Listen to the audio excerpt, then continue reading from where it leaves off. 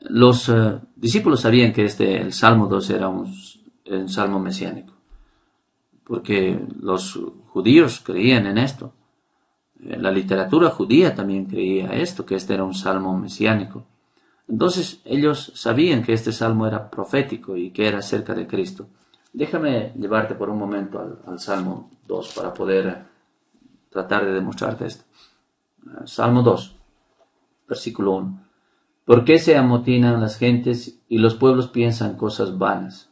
Eso significa algo fútil. La gente escoge futilidad en vez de Dios.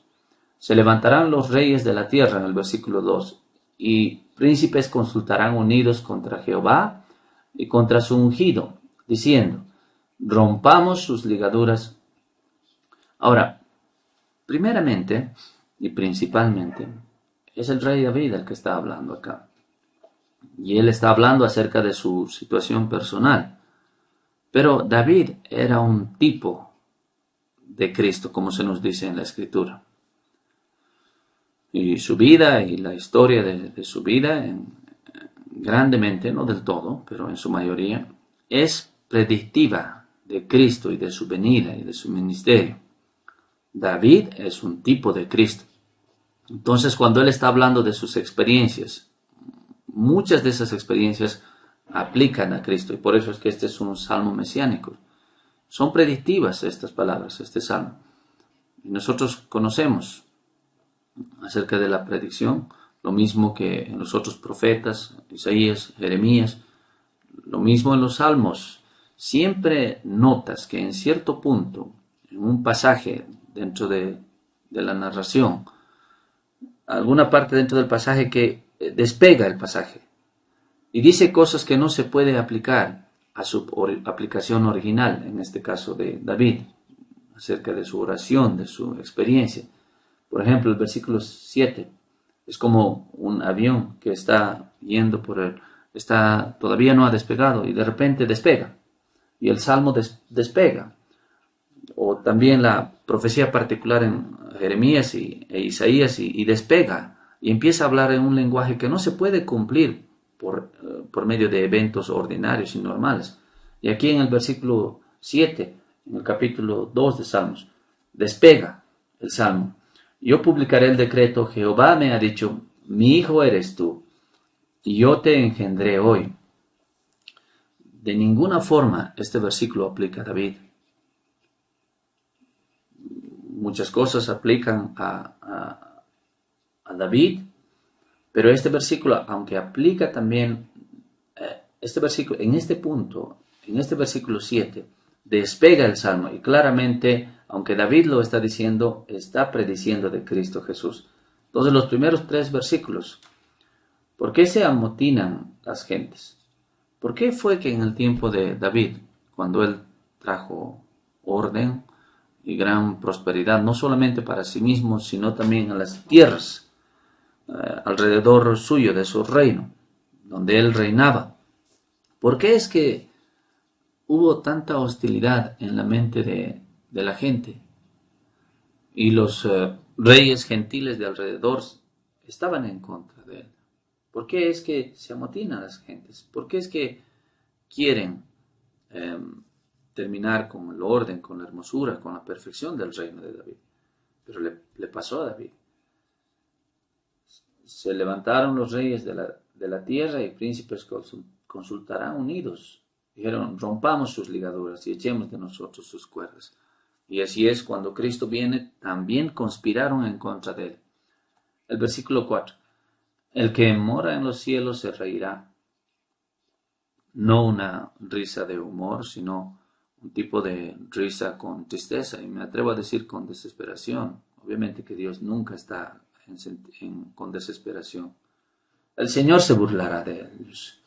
La gente que les rechaza, se burlan de Él. La gente que desea y anhela cosas futiles, que quieren solamente las cosas de este mundo y la felicidad de esta vida. Qué cosa más triste, porque solo hay juicio al final de la vida, debido a rechazar al Señor de la gloria. Entonces dice el versículo, el Señor se burlará de ellos. Al final del versículo 4, aquellos que están en contra de Él y le rechazan. El versículo 5, Habrá juicio para ellos. En el versículo 6, pero yo he puesto mi rey sobre Sión, mi santo monte. Y eso le pasó a David. Él era próspero, él estaba establecido, pero también le pasaría a Cristo Jesús. Aunque él murió, a pesar de todo el odio de los judíos y de las autoridades romanas de la región en la cual él murió, y cómo es que todos ellos se expresaron con odio, sin embargo él resucitó. Y de Jerusalén la palabra se diseminó y la iglesia se multiplicó. El versículo 7, yo publicaré el decreto. La designación, en otras palabras. Jehová me ha dicho, mi hijo eres tú, yo te engendré hoy. Cristo en cierta forma nunca fue engendrado, Él está engendrado desde la eternidad. Él es Dios. Él es Dios con el Padre y con el Espíritu Santo. Él es Dios igual, es eterno Dios, no tiene un inicio, pero esto se refiere al principio de su obra de la redención, cuando Él nació en este mundo y Él asumió un cuerpo de carne. Eso fue algo nuevo. Y Él no se volvió, no continuó siendo Dios uno con el Padre, sino el Dios que adoptó una humanidad, combinando la personalidad humana con su deidad. Mi hijo eres tú, yo te engendré hoy. Esto hace referencia entonces al inicio de la obra de redención. Versículo 8, pídeme y te daré por herencia a las naciones. Los gentiles serían salvos. El evangelio se diseminaría en todo el mundo y habría juicio para los rebeldes. El versículo 10, ahora pues, oh reyes, sed prudentes. Y volveré a mi versículo, a Hechos capítulo 4, porque el tiempo está pasando. Y vuelvo al principio, al inicio de la oración de Pedro. Versículo 24. Que por la boca de tu siervo dijiste. Él vio, por medio de la profecía vemos que la gente se iba a conspirar en contra de Cristo Jesús, y el resto del Salmo, Pedro y Juan no citan, y luego aplican en oración este Salmo. El versículo 27, porque verdaderamente se unieron en esta ciudad contra tu santo Hijo Jesús. Hijo podría ser traducido también sirviente, como se tradució anteriormente en este pasaje, más antes. Hijo tal vez no está tan bien. Contra tu santo Hijo, oh siervo Jesús, a quien ungiste. Quien sea que está orando esta oración, Juan o Pedro. Él está diciendo, quien sea que esté orando, está diciendo, esto ha sido cumplido, esta profecía en el siervo, el Hijo de Dios, el Cristo, a quien el Padre ha ungido, ha designado para ser Salvador. Pero Herodes y Poncio Pilato con los gentiles y el pueblo de Israel se reunieron y ante los ojos de ellos fue cumplido el Salmo 2, el versículo 28. ¿Para hacer qué? Cuanto tu mano y tu consejo, oh Dios, habían antes determinado que sucediera. Y aún esto está extraído del Salmo 2. Esto habla del hecho de que Jesús, Cristo, había sido ungido por Dios para hacer esto. Los sumos sacerdotes, los fariseos, los saduceos, lo hicieron. Ellos insistieron en la muerte de Cristo. Pilato dio lugar a esto. Esto fue hecho por la mano de Roma. Pero, por encima de los líderes judíos, aunque ellos son responsables por esto, pero por encima de todo esto fue determinado y ordenado por el Señor. Cristo, el Padre, el Hijo, Cristo, el Espíritu Santo y el Padre en el consejo eterno, antes de que el mundo empezara, ellos determinaron que Cristo vendría. La gente mataría a Cristo Jesús, pero por propia voluntad, pero la deidad de Dios había determinado esto. Y Cristo diría, he aquí, envíeme, voy a ir. Pero fue por medio de la determinación y ordenación de Dios, Padre, Hijo y Espíritu Santo, que los judíos y los romanos hicieron lo que hicieron. El Calvario es el evento más grande en la historia del mundo. Y fue ahí que el peso eterno del castigo por aquellos que serían salvados fue derramado, ese peso sobre Cristo, que fue comprimido en el espacio de 6 horas, y Él soportó este castigo. El versículo 29, he aquí la oración. Ellos conocen la voluntad de Dios. Y ahora, Señor, mire sus amenazas. Es extraordinario esto. Mira sus amenazas. La palabra mira, ve, es también usada en otra parte por Lucas, que es el autor de Hechos, y es usado de una forma favorable. Mira con favor, podríamos decir. Así es como Lucas utiliza este término. Ve, contempla con favor. Pero no tiene sentido. Y ahora, Señor, mira con favor a sus amenazas. Pero eso es lo que dice o implica el original. Y Lucas utiliza esta palabra en su forma y lo dice, mira con favor a sus amenazas. Pero eso es exactamente lo que los apóstoles y el círculo interior de los discípulos en ese cuarto, es por eso que estaban orando, que Dios mirara con favor a sus amenazas, no a los que amenazaban, sino que las amenazas sean convertidas o sean a favor de la gente de Dios. Eso es lo que ellos están diciendo. No están diciendo ellos, Señor, líbranos del problema. Señor, líbranos de la dificultad, del problema. No, ellos saben que esto está pasando. Porque el Salmo 2 se les dice que habrá problemas continuos. Si ellos lo toman literalmente, la profecía, ellos saben que no terminará los problemas para ellos, pero Dios usa las dificultades que los discípulos pasan. Entonces, por eso es que ellos oran a Dios y dicen, Dios, aún por medio de estas amenazas, que nosotros podamos hablar de Jesucristo y que el Evangelio sea prosperado. Y ahora, he aquí sus amenazas. No nos des ni alivio, ni nos des comodidad, ni tranquilidad, sino que con denuedo, con fuerza, claramente hablemos tu palabra.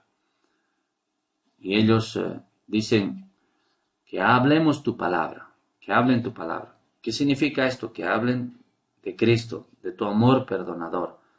Que hablemos de que toda persona que viene a Cristo y confía en su muerte expiatoria reciba el perdón de pecados y la vida eterna. Entonces dice él, mira sus amenazas con favor, de forma tal que nosotros podamos hablar con denuedo de estas cosas. Y luego, las señales. Hoy en día no pedimos por las señales, pero ellos, los discípulos, pidieron. ¿Por qué? Porque Dios había dado a los discípulos poder para sanar, como una señal principalmente para los judíos, también para los otros, pero una señal de que Cristo había resucitado de entre los muertos. Versículo 30. Mientras extiendes tu mano para que se hagan sanidades y señales y prodigios mediante el nombre de tu santo Hijo, de tu siervo Jesús. Entonces, por el nombre de tu Hijo santo, siervo Jesucristo, los apóstoles se les dio el poder de curar, principalmente porque ellos eran testigos de la resurrección y también porque ellos serían los autentificadores de la escritura inspirada. Ellos serían entonces los autores y los autentificadores de la escritura. Y debido a eso vino el canon de la escritura del Nuevo Testamento. Hoy en día no oramos por milagros y señales, porque la escritura nos dice en el libro de los Hechos que las señales y los milagros eran exclusivamente hechos por las manos de los apóstoles. Entonces estas eran señales apostólicas. Debemos notar esto porque, como tú sabrás, desde el siglo 1900, desde el siglo XIX o el 1960, el movimiento pentecostal vino. Y muchos pentecostales creyeron que las señales eran para hoy en día. Pero era algo así como muy pequeño dentro del movimiento cristiano, este movimiento. Hasta la mitad del siglo XIX, donde el movimiento carismático se unió a los pentecostales y se volvió más popular y ahora está en todo lado. Pero la idea es que las señales y los milagros ellos dicen que es para hoy en día. Pero ellos no hacen señales y milagros que se puedan comparar de ninguna forma con las señales y milagros de los apóstoles. Lo que ellos en realidad esperan y anhelan y creen que ellos tienen, no es nada cuando lo comparamos con el tiempo de la Escritura. Y esto es algo moderno. Es interesante que todos los tiempos de la persecución en la historia de la iglesia cristiana nunca fue acompañada con las señales. La reformación poderosa, por ejemplo, no fue acompañada por las señales y milagros. Tampoco esperaban ellos esto, los reformadores. La era doctrinal grande y la era puritana, por ejemplo, donde había una compañía grande de pastores y predicadores supremos, no hubo señales ahí. La era de las confesiones de fe, en medio del siglo XVII, la confesión de Westminster, la confesión de Bautista, la confesión de Savoy, que fue el penáculo mayor de pensamiento teológico sano, no hubo ahí señales ni milagros.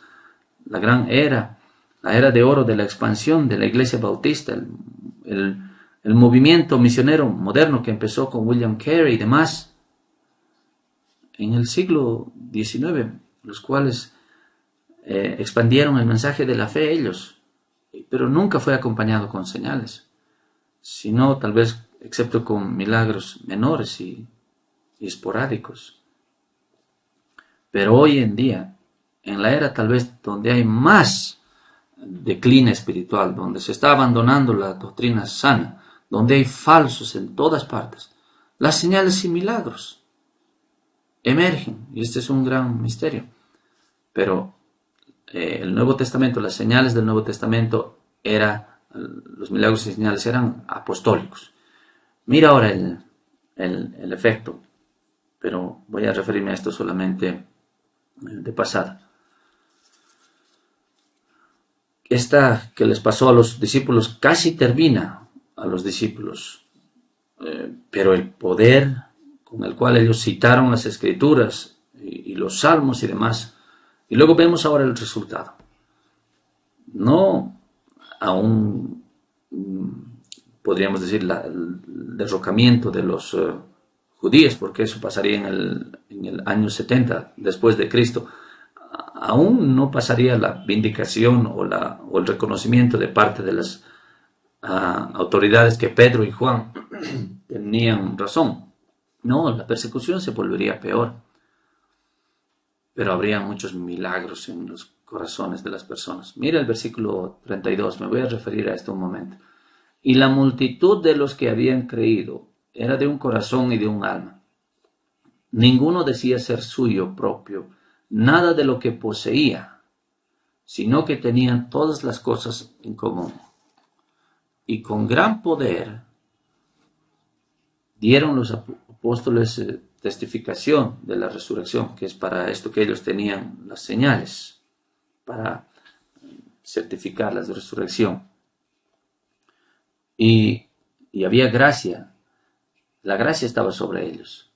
Pero el cambio del corazón de las personas que fueron cambiados, 5,000 creemos, como resultado del segundo sermón de Pedro en el pórtico de Salomón.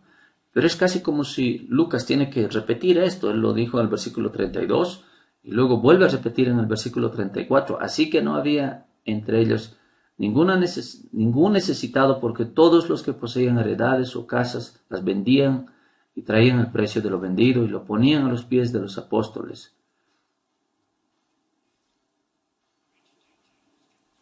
Más detalles se nos da acerca de esto en el capítulo 2. Como resultado de Pentecostés, las señales que vimos. Pero acá los corazones son cambiados. Los fariseos y escribas no podían cambiar los corazones, pero acá los corazones fueron cambiados. Me pregunto, ¿cuántas personas en este versículo toman el punto de vista de que todo lo que tú posees, tu dinero, tu casa, tus posesiones, tus habilidades, todo es del Señor? Le perteneces a Él. Eres salvo. La prueba segura de que tu corazón ha sido convertido es: nada es mío, todo es del Señor. Y yo solamente administro estas cosas, y yo aplico estas cosas para Él. Entonces los corazones fueron cambiados. La gente que era codiciosa fue hecha gente generosa. Aquellos que solo se ponían a pensar en sí mismos se volvieron personas que cuidaban de los demás. Los corazones fueron transformados. Y todos creyeron lo mismo, los convertidos, queremos decir, y ellos amaban al Señor, que fue al Calvario por ellos. Entonces, ¿ves? He aquí los encabezados. Vimos la supremacía de Pedro sobre los judíos, vimos su fe sólida en el poder de Dios, vimos cómo es que ellos reaccionaron y respondieron en oración. Y también ves no solamente las señales y los milagros, y la forma en la cual el Espíritu Santo una vez más les llenó para su tarea, sino cómo es que también Dios cambió sus corazones y les transformó, y a muchos de ellos. Esta es nuestra narrativa para el día de hoy. Que sea un incentivo y tal vez un desafío y ayuda para cada uno de nosotros.